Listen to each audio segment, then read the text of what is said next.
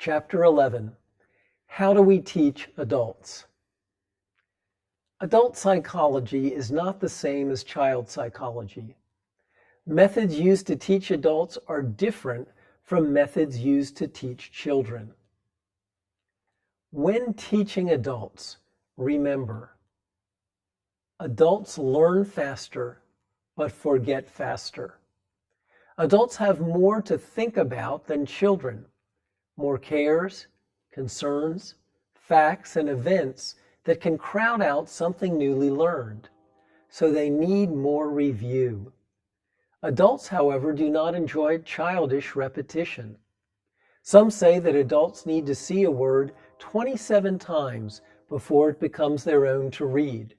But we cannot ask them to repeat a word 27 times. We must use ways of reviewing which offer interest and variety. Word cards help adults learn and remember new words. That's why we spend time in this workshop teaching you how to make word cards from local materials. See Appendix 4. When you teach a new word in the lesson and then show it again on a word card and again during the writing section, the students have had adult-like repetition.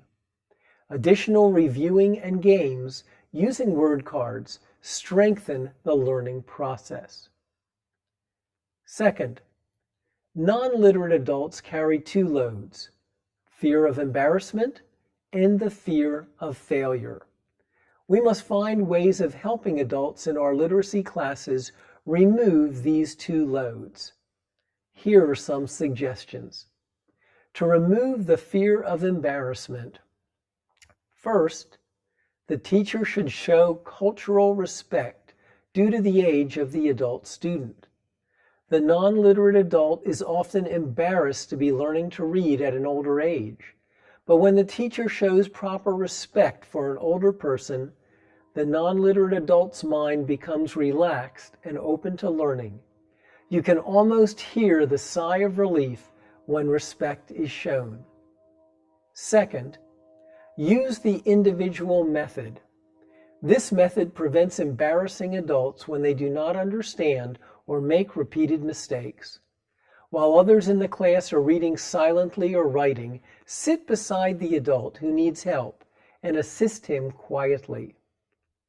Third, it is better not to use a stick to point with in the room. You may forget and use it to point to an adult. It embarrasses an adult to be pointed to like a child. Fourth, praise adults abundantly for any success. Children need praise, but adults need more praise than some realize. Very good should be the most used phrase in a literacy class. Fifth, never laugh at an adult student or allow other students to laugh at him when he makes a mistake. We hope for laughter in our literacy classes because we want students to enjoy themselves, but an adult should never be laughed at if it embarrasses him. To remove the fear of failure, first, tell true stories of adults who've learned to read and write. One Nigerian co-worker often tells of teaching his father to read after he was more than 70 years old. Second, emphasize how easy it is to learn each new thing. As soon as adults succeed, show them their achievement, and of course, offer abundant praise. Third, give adults the answer before you ask the question. Never point to a picture an adult is seeing for the first time and ask, "What is this?" First, tell what it is. Do not give the adult a good reason for failure. This rule may not apply after the adult becomes more at ease. Fourth, negative statements such as "no" and "you are wrong" remind adults that they have failed again. When an adult misses a word, syllable, or number, go back and teach it where it first appears in the primer.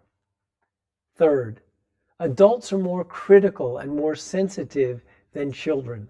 Adults watch the teacher's face to know if he really wants to teach them, so hide your headache. If they think you do not want to be there teaching them, their learning ability becomes zero. Adults must believe they can learn and that you desire to teach them. Fourth, adults want immediate benefits from their learning. They want to see progress now. If no benefit is seen, adults may find another use of their valuable time. Each time adults walk out from your literacy class, they should be happy because they have learned something they did not know before they walked into that class. Adults need to receive awards for their efforts as soon as possible.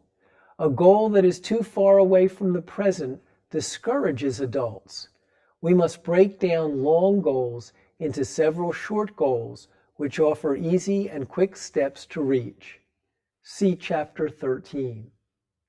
Fifth, adult classes will be made up of more differences than classes of children. Even in a small class, there will be great differences among students. Some will be old, some will be young. Some will be employed, some will be unemployed. Some will have looked at books, some will have never held a book. Sixth, adults must have interest in what is taught. They attend class because they want to. They will want to learn what is interesting to them. Seventh, adults past age 40 may resist demands for speed. To have a game of seeing who will finish first may not be the best idea for adults over 40.